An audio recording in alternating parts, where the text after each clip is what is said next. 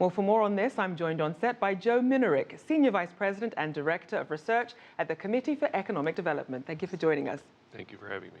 Now, President Obama laid out the importance of the TPP in his State of the Union address, especially when it came to things like jobs. How convincing do you think his arguments were? People have come pretty close to making up their minds on this issue. I think, as an economist, I believe the president was exactly right. It is important for the United States to remain engaged in the governance of our trade system around the world. And if we are not, there are other countries who, of course, will be very happy to go along without us. There is concern on the U.S. labor side about possible loss of jobs from competition. Of course, again, as an economist, competition is an essential element of life, and if we don't have competition, we will just fall behind. Then there are other folks who are already engaged in world commerce, and they are leaning very heavily towards maintaining that engagement. States, localities that produce for export understand how important trade is. So we've got large constituencies on both sides. The group that's in the middle and undecided is probably relatively small, and it's going to be a close call on this one. Now, obviously, job creation, a key part of the U.S. economy, and President Obama didn't mince words. He said that the U.S. economy is the world's strongest and most durable economy. Would you agree with that?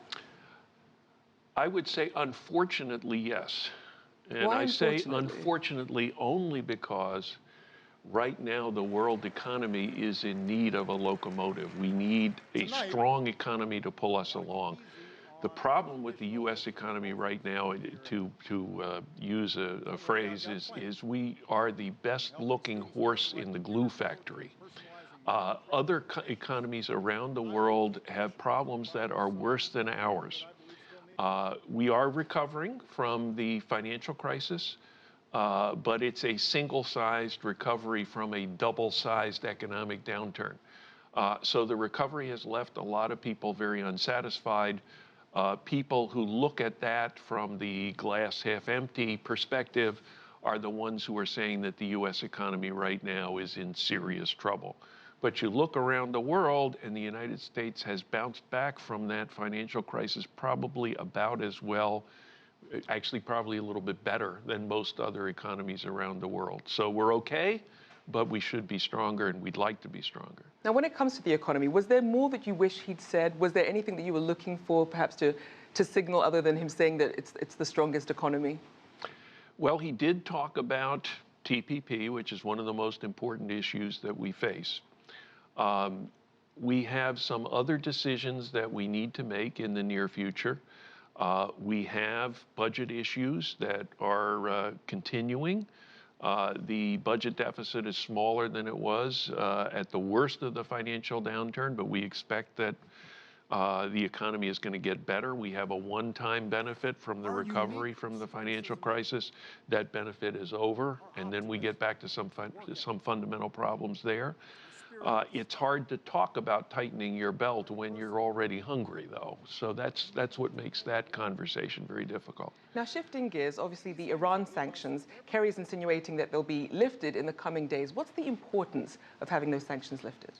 I'm going to be practicing foreign affairs without a license here, but really the United States and other nations around the world, and there was a good deal of consensus, took the position that because of Iran's behavior, there were going to be extraordinary penalties imposed. And these sanctions were about as strong as any international sanctions around the world in our history.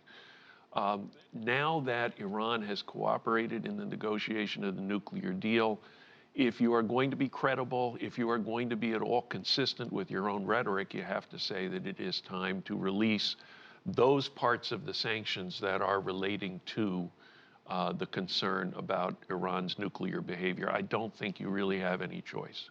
And Joe, just lastly, as he's going into this final stride, is there anything he can really push for? Is he just going to be putting out fires for the rest of his term? I'm reminded of the last year of the Bill Clinton administration. And for the last year or two back in the Clinton era, the president was engaged in hand-to-hand combat over the annual appropriations. The one thing that the Congress has to do every year is to fund the federal agencies so that they can operate. In the course of doing those bills, I am quite sure that President Obama will be arguing for his preferences on every line of those appropriations bills.